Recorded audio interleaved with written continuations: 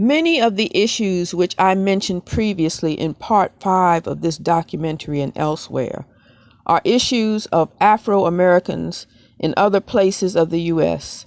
However, I do believe that Baltimore is different in many respects, in that somewhere along the way things appear to have gone backwards, aside from the slow progress which African Americans made during the 60s. And I say slow progress because there are memories that make us feel that we were ditched by the side of the road somewhere. There are memories of the Baltimore projects with crime, rats, and roaches, which were eventually demolished. One such project, Lafayette Courts, was one of America's largest U.S. high-rises. It was demolished in 1995. I know 2 people who lived in the projects. This is nothing personal, but I wondered if those planning for us just looked at the city and not the people themselves, and just looked for anywhere to put us. Many of the row houses we live in now were passed on to us from Jewish and wealthy whites who left to go elsewhere. I remember my grandmother telling me as a child that Waverly Towers in Baltimore was for whites only. I am now on the outskirts of Baltimore at a small shopping center. That was a Five Below, which I love. There's some type of nails and hair store, also Chinese food, beauty supply, and down further, office supplies, and a medical group. A few other stores.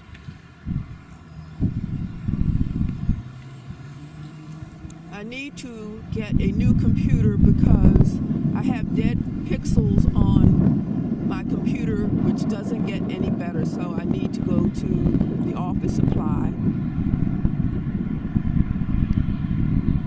So this is a nice little accessible shopping center where you can run around and get some things, but if you want something other or more, you might have to go out further to get those specialized things that you want.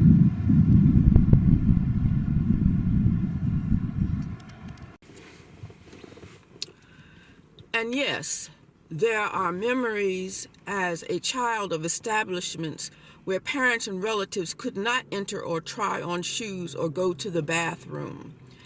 And through all of this, we did make a slow progress until the light broke through, enabling us to go into those establishments. I would like to reference the Harlem Renaissance in New York, which spanned for 15 years during the 1920s, where art, culture, literature, and intellectualism became the epitome of Afro-American culture in the U.S. This boom did take place in other places, but my reference is for New York. The Renaissance boom was viewed by many as an escape from the old Negro patterns to the emergence of the new Negro in America. It was a form of escape, and why not, as there was so much suffering from the past. The Harlem Renaissance was a kind of melting pot for a great migration of people of color to the North so that they could express, stabilize, and find some kind of freedom in their lives. It was a magnet for a growing Negro middle class. However, everywhere there were identity issues. For women, equality and self-esteem were issues in gender and beauty as to whether they were accepted and according to their skin color of dark skin or light skin. Even though the Harlem Renaissance flourished, there were still racial conflicts, and along with the Great Depression, an end came to the glorious era, while many white establishments still flourished. I will make the assumption that there was probably a lot of anger, suffering, and poverty afterwards. I have referenced the Harlem Renaissance because it shows how people of color flourished against all odds. The decline of the era brought about poverty, unemployment, and more civil rights issues. I say these things because I am certain that in my mind and spiritual soul that mental and emotional problems ensued within the community after. Any rise in affluence and into it is bound to bring about these implications. Baltimore's risings and dips, from my point of view, are no different. Though this is not the complete report, according to the U.S. Department of Health and Human Services, Office of Minority Health, it states, poverty level affects mental health status.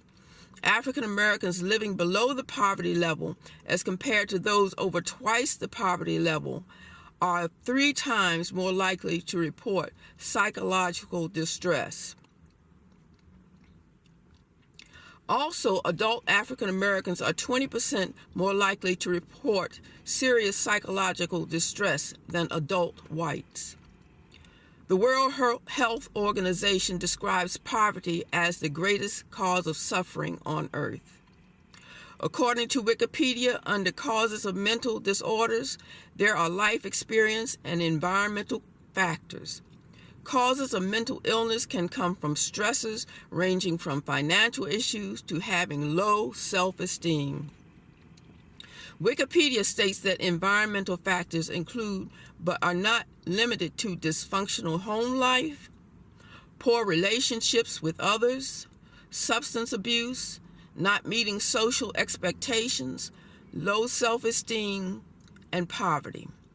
In taking these things into consideration, why would anyone expect Afro-Americans with these kinds of conditions to act normally when losses to their welfare and communities continue to go on while large white financial and stabilized organizations continue to flourish?